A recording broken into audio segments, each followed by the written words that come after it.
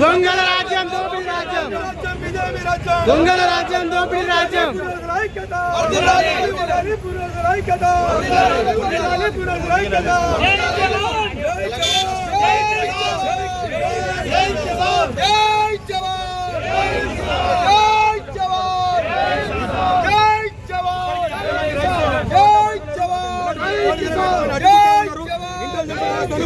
SP పెట్టుకుని ఆపుతా ఉన్నారు కనుక అట్లా కూడా భయపడకుండా వచ్చినటువంటి ఇప్పుడు 50 నామినేషన్లు వేసాం ఇంకా కూడా 50 నామినేషన్లు గడి ఇంకొక చాలా మంది రైతులు ఇప్పుడు వాళ్ళు కూడా మా రైతులు ఫార్మసీ రైతులు రింగ్ రోడ్ రైతులు హెచ్ఎండి కాడికి పోయినా ఎక్కడ పోయినా ప్రభుత్వం పట్టించుకుంటే కనుక ప్రభుత్వానికి ఇట్లా బుద్ధి వస్తుందని చెప్పేసి ఇట్లా చూపించే నామినేషన్ వేసి 8 జిల్లాల నుంచి 34 మండలాల నుంచి 160 గ్రామాల నుంచి రైతులు వస్తానికి రెడీ ఉన్నారు.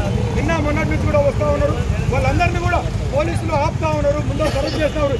ఎవరైతే హైదరాబాద్ పోయారో మీ ఫోటోలు పేరు తీసుకొని తర్వాత ఇబ్బంది పెడతాం అక్రమార్కుల పేరుతో వేధిస్తామంటే చాలా మంది రైతులు రాలేక భయపడుతున్నటువంటి కాంగ్రెస్ ప్రభుత్వం అధికారులను అడ్డుపెట్టుకొని పోలీసులు అడ్డుపెట్టుకొని నడుపుతా ఉన్నది. ఇంకెన్ని రోజులే ప్రభుత్వం అంటా ఉన్నాం, కొన్ని రోజుల్లో గద్ద దించే వ్యవస్థ వస్తుంది.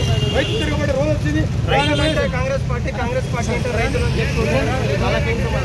కాంగ్రెస్ ప్రభుత్వం ప్రతిపక్షంలో ఉన్నప్పుడు మాత్రమే రైతులు రైతు బంధు ఏమీ చేయకుండా మోసం చేసినటువంటి అన్ని హామీలని తప్పుడు హామీలు ఇచ్చి ఎక్కినటువంటి కాంగ్రెస్ ప్రభుత్వం ఇలా అధికారానికి వచ్చినటువంటి అపాయింట్మెంట్ చేయట్లేదు, ఇళ్ల ముందు ఓట కూడా చేయట్లేదు, పోలీసు వ్యవస్థ పెట్టుకొని నడుపుతా ఉంది. కాంగ్రెస్ పార్టీకి ప్రతి రావాలని చెప్తా ఉన్నాం. అయితే డెవలప్మెంట్ తెలంగాణ